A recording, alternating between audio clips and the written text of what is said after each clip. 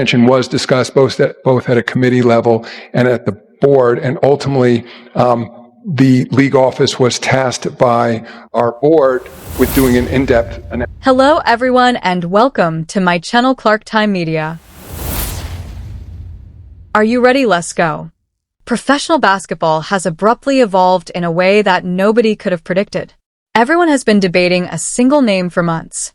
While everyone else was focused on shooting percentages and statistics, the most powerful person in the sport was behind the scenes organizing a much more calculated move. The league's front offices have been completely rattled by Adam Silver's recent decision about Caitlin Clark. For many years, the WNBA has had a set of limitations and a slow-growth mindset. But when Silver decided to view the league as the primary driver of the NBA's future rather than a side project, that era came to an end. The painful truth of this choice goes beyond jersey sales and marketing. The new system, which is a significant restructuring of the game's governance, has not been well received by all. If you appreciate this content, consider giving this video a like and subscribing to the channel. Believe it or not, more than 85% of viewers haven't subscribed yet. It's free and only takes a second, but it means the world to us. So, did you subscribe already? Great. Thank you so much for your support. Now back to the video. For the veterans who have spent decades building this league, the sudden shift in emphasis seems like a slap in the face. However, the numbers are correct from a business perspective. Silver concluded that there was more to the Caitlin Clark phenomenon than just a fad. It was a billion-dollar possibility, thus a harsh level of protection was required. This was more than just a suggestion or a gentle jab at the WNBA's leadership. This rule changed how the game was marketed, officiated, and even transported. By choosing tradition over enormous financial gain, Silver gave the other players the freedom to decide how they would fit into this new world order. When Clark took the court for the first time as a professional, everyone expected a learning curve. But nobody could have predicted the level of hostility that seemed to accompany everything she did. The welcome to the league, events started to resemble intentional violence rather than rivalry. From shoulders in the middle of the court to flagrant violations akin to football tackles. The league management now had to make a choice that would impact the sport for the next 10 years. After witnessing the league's best player get knocked down game after game, Silver reportedly came to the conclusion that the let-them-play mentality was bad for commerce. This terrible decision essentially targeted any veteran who tried to act as an enforcer against the rookie sensation. There is a great deal of division in the locker rooms because many players feel that the rules are being modified on the spot to protect one person. But it's evident from the ratings why this choice was made. Compared to regular contests, Clark's games are watched by 10 times as many people. Additionally, the league cannot afford for a disgruntled veteran to force their golden ticket to sit on the bench because of an injury. This protectionist approach has drastically changed the flow of the game. It is now more perimeter-focused, faster, and more scoring. Silver has spent years honing that style of play in the NBA. The tension escalated during the basketball selection process. Many fans still don't fully forgive the league for this incident. At first glance, it appeared to be a basketball decision that placed her behind more seasoned participants in the hierarchy. However, industry insiders have surmised a far more planned and harsh cause for her dismissal. Rumor had it that the league administration, which was highly influenced by NBA insiders, wanted her to stay at home. Why would they want their most talented star to stay out of the global spotlight? Simple, total control and fatigue management are the answers. By keeping her in the United States, the WNBA ensured she wouldn't burn out before the season's most lucrative stretch and had exclusive rights to her tail. It was a well-thought-out wager that prioritized the league's financial performance over the growth of each player's global legacy. This move shocked the league since it showed that the decision-makers were not interested in Clark's natural evolution. They want to maximize every moment of her time in order to benefit from the league's new multi-billion-dollar TV deal. The immediate consequences left fans feeling duped, but the commercial result was a revived, eager superstar who returned to the court and continued to break all viewing records. In relation to that TV contract, the size of a new $2.2 billion deal has significantly changed the power dynamics between the NBA and WNBA. The WNBA was perceived for a long time as a league that frequently required subsidies to break even. But when the Clark effect was at its strongest, Silver used the rookie statistics as his primary negotiating tool with Disney, NBC, and Amazon. The painful part of this choice was that it limited the WNBA's internal leadership to a supporting role. Silver took the lead and successfully told everyone that the WNBA is now an essential part of the NBA's global media strategy. This has ramifications for improved production quality, more national TV games, and a change from the league's prior niche sport vibe. Even if the money inflow is a blessing for the players' future earnings, the NBA's business machine is now keeping a close eye on the league. Every technical foul, controversial tweet, and locker room dispute is now treated with the same vigor as a story about LeBron James or Steph Curry. The league has expanded into a more expansive community. Silver has stated categorically that those who do not embrace the new professional standard would lag behind, and it is an essential corporate asset. One of the most noticeable changes brought about by this new era was the sudden demand for charter flights throughout the league. For years, WNBA players had to endure the harsh realities of commercial travel, such as crowded middle seats, long waits in security lines, and delays. The league always used the cost as an excuse, but as security concerns over Clark's massive audiences began to make daily headlines, Silver and the board suddenly altered their minds. By authorizing tens of millions of dollars for private travel, they essentially drove teams to upgrade their operations overnight. The smaller market clubs suffered greatly since they were unprepared for such a significant rise in overhead, even if this was a big win for player health and safety. There were other factors taken into account when making this decision. It was a statement of intent. The WNBA is no longer a second-tier league, Silver said to the Globe. If the league wants to market itself as a top global brand, it must look the part, even if it means spending money they haven't yet earned. Despite being a classic Silver strategy, the spend it to make it strategy is a significant and risky departure from the norm in women's sports. The rapid growth goal, however, is the most controversial feature of this new route. Instead of just keeping the league in place, Silver wants to expand it.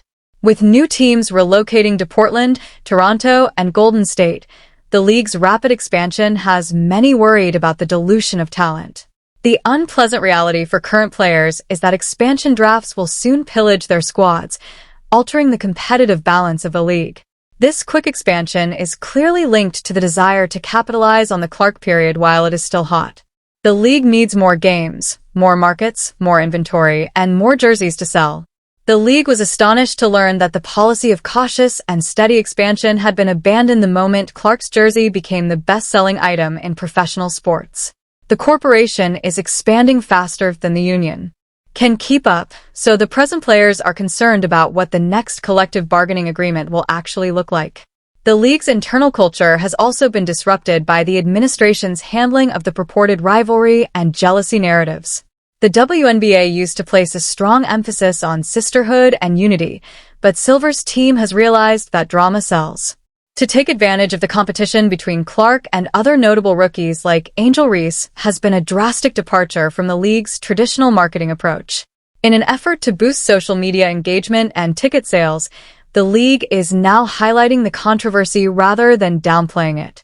Due to the WNBA's marketing growing more NBA-like, there is a lot of internal strife. The ramifications are undeniable, but players believe they are being used as villains to advance the hero story of the league's newest star. The league has never witnessed this degree of participation, and Silver's gamble on conflict-driven marketing is paying off in ways that nobody could have predicted even 2 years ago. As the latest round of decisions draws to a close, the Commissioner's Office has issued a clear statement. The WNBA is no longer a development project. In this high-stakes sector, the traditional rules of earning your stripes have been replaced by the brutal realities of market worth. Adam Silver's presence has basically forced the league to mature by 10 years in only one season. Furthermore, despite the obvious growing pains, the potential advantages are considerable. At this crucial point, every decision the league makes with Caitlin Clark represents the sport's future. There's no going back. Whether you enjoy the current course or miss the times when society was more cohesive, The tough decisions of today are opening the door for a league that might eventually have a cultural impact similar to the NBA. And that journey started as soon as Silver decided to do everything in his power to save his most valuable asset. The world is watching more than ever, even though the players are enraged and the league is shocked. In the sports industry, music is the only metric that truly matters. Long-term effects will result from these moves, especially if the next generation of players sees the WNBA as a viable and profitable career path rather than a pipe dream. The old guard and the younger generation will continue to clash for some time to come. If anything, the league's decision-making process will become even more stringent as the stakes increase. Everyone in the basketball world needs to do their part now that Silver has placed his bets. There is still disagreement over the league's capacity to remain loyal to itself while aiming for the lofty goals in front of it. One thing is for sure. The WNBA we knew a year ago has been replaced with a fast-paced, high-drama, and extremely profitable version of the game that is just getting started.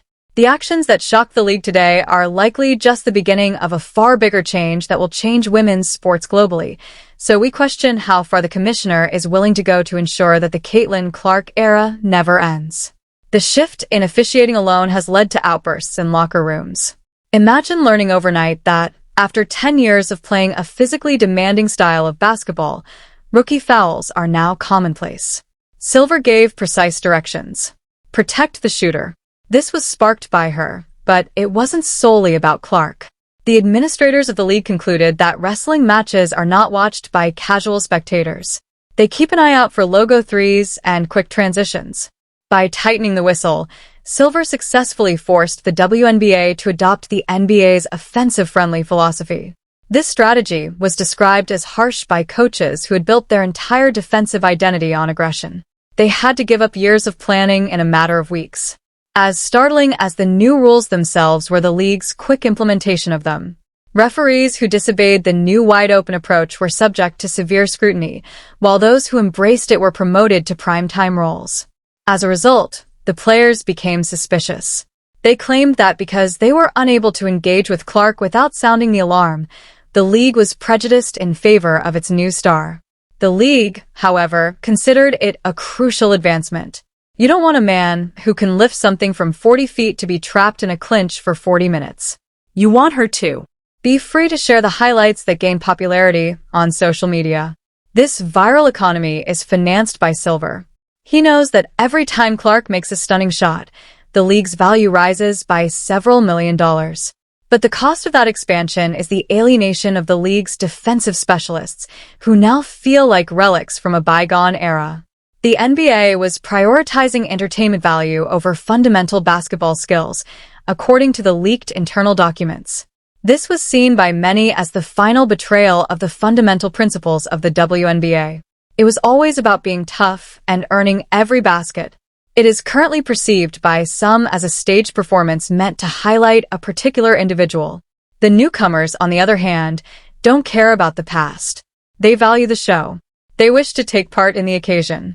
Silver is trying to make it as exciting and professional as she can. This peculiar situation has made the best defenders in the league extremely afraid to perform their duties. They understand that a harsh foul on Clark will result in more than simply a free throw. A week-long media cycle will depict them as the antagonist. The psychological strain is part of the difficult decision-making process. This type of soft power is being used by the league to change the product without actually changing the rules. It has to do with believing that the stars are untouchable. It took decades for the NBA to grasp this, from the Jordan period to the LeBron James era. It occurs in real time throughout the course of one WNBA season. The system is completely taken aback. Teams are being forced to reevaluate every element of their scouting reports. Do you still try to defend yourself physically? Or is your goal simply to outscore the opposition? The latter is becoming more and more the answer. This shift toward high-scoring games was deliberately desired by the TV partners. They needed a product that looked like the modern NBA, and Silver provided it. There are significant financial implications to this. As revenue rises, the salary cap will eventually skyrocket. The men who are complaining now might end up with $20 million contracts in 5 years. But the shift in is now uncomfortable. The veterans are hurting because of their reputation and style of play. The league office's response to this upheaval has been everything but gracious, and they are being told to move aside for the new era. On the sand, several distinct lines have been drawn. As Silver's team has made clear, you either support or obstruct the new vision. The front office and players in the WNBA used to collaborate much more. This is a novel form of top-down management. That sense of camaraderie has been replaced with a business sense of urgency. There is a perception that the league cannot afford to waste its little window of opportunity on sentimentality. This explains why the choice about Clark came as a complete surprise. It signaled the end of the WNBA as a small, player-driven league and the start of the WNBA as a significant influence in global media. The impact of this shift is being felt everywhere in the basketball world. International leagues are taking notice as overseas players who wish to join the Clark phenomenon find the WNBA to be a more attractive destination. Clark is also under a great deal of stress. She is more than just a participant. She is the hub of a whole industry. Every decision the league makes regarding her is scrutinized for bias, and every action she takes is rigorously scrutinized. Silver, however, has remained steadfast in the face of it. He understands the hard reality that professional sports are a business first and a game second, and that history will ultimately judge this era based on its development rather than the wounded sentiments of the athletes who existed before. For the first time in its existence, the WNBA is acting like a high-stakes business, and the results are shocking and undeniable. To make the league a reality, a commissioner with a cold-blooded vision and an Iowa rookie were needed. No one could have predicted how bright the future would be. The stakes are higher and the game moves more quickly.